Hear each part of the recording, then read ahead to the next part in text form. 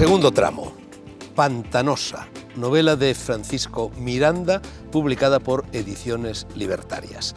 Con esta novela me sucedió algo similar a lo que me sucedió también en el caso de Elisa Iglesias, de Desorientación, con la que acabo de conversar. Llegó a mis manos, nada sabía de su autor, que es un novel, la leí hasta el final y fui señalando en ella muchas cosas. Quizá porque en este caudaloso relato se dan las dos características, los dos aspectos que más me pueden interesar en una novela. Que sea, por una parte, autobiográfica y que en ella, además de personas y de hechos, haya ideas. Empecemos por lo primero. Buenas noches, Paco. Autobiografismo descarnado, descarado, ¿no? Sí, sí, así es. Sí. Y también novela de ideas. Y novela de ideas, sí. Quizá demasiadas, porque es casi una vomitona, un torrencial desahogo, ¿no? Sí, pero viene eso por la parte autobiográfica, claro, que era como yo estaba entonces. Pues era con un tropel de ideas bullendo en mi cabeza, sin saber muy bien de dónde venían ni por qué.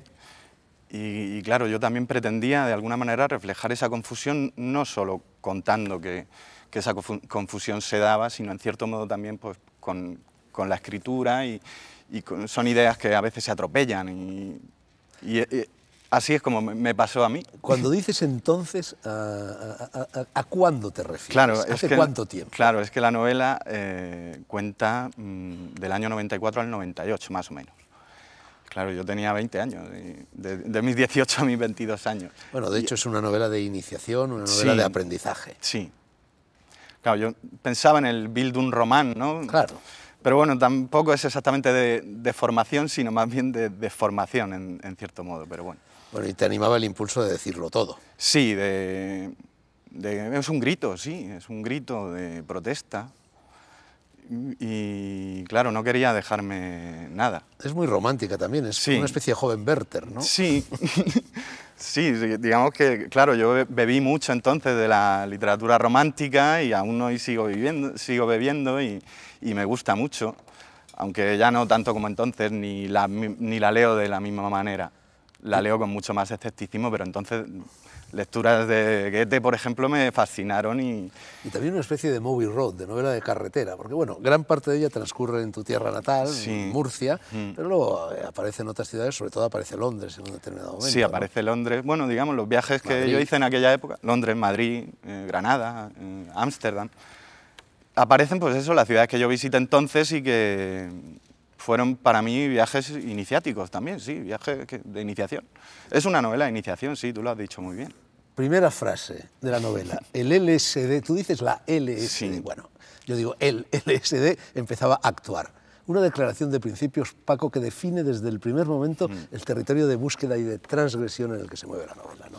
Sí, para mí la primera frase esa era fundamental porque era una forma de dejarle claro al lector desde el principio un poco a qué se tenía que atener y que era perfectamente capaz, después de leer esa línea, de saber si aquello podía interesarle o no, que para mí eso es importante, no entretener al lector dando vueltas porque es muy importante también en la historia que se está contando el papel que juegan las drogas, claro.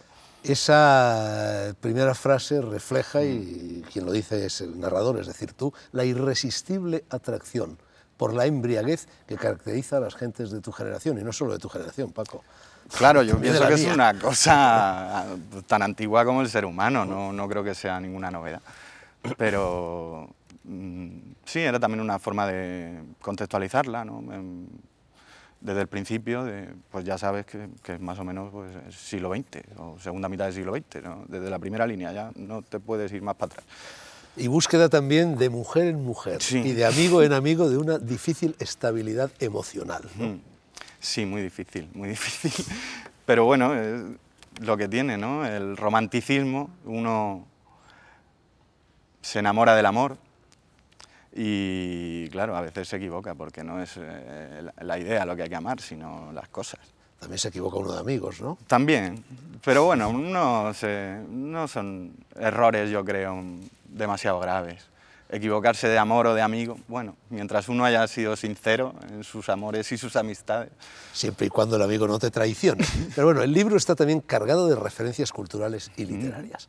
Aparecen nombres de otros escritores por todas partes. Por todas partes, sí. Muertos y vivos, españoles y extranjeros. Sí, lo que yo leía entonces. No, más he intentado recordar, mientras la escribía intentaba recordar que era exactamente lo que leía. La verdad me acordé bastante bien, tirando del hilo, pues van saliendo las cosas y los introduje pues, a modo también de guía, por si algún joven de la edad que tiene el protagonista de Pantanosa, como yo tenía entonces, que no tenía pues, grandes referencias, de momento las cogía de cualquier parte, pues si le apetece leerla, y ahí tiene una lista de un montón de libros que bueno, se puede tirar un buen tiempo.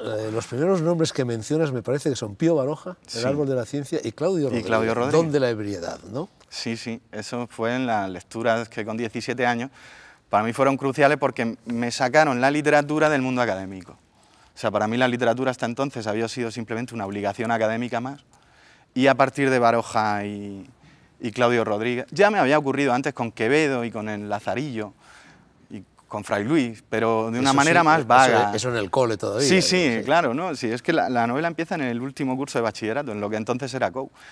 Y entonces, claro, ese año yo me acuerdo que al leer El árbol de la ciencia de Baroja y no solo Don de la ebriedad, sino aquella colección que se llamaba Desde mis poemas de cátedra, que sacó Claudio Rodríguez, fue una iluminación total.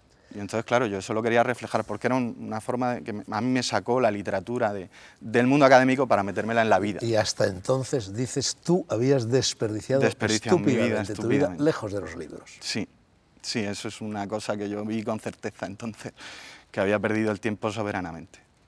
A todos en la adolescencia y en la primera juventud nos ha marcado Germán Hesse.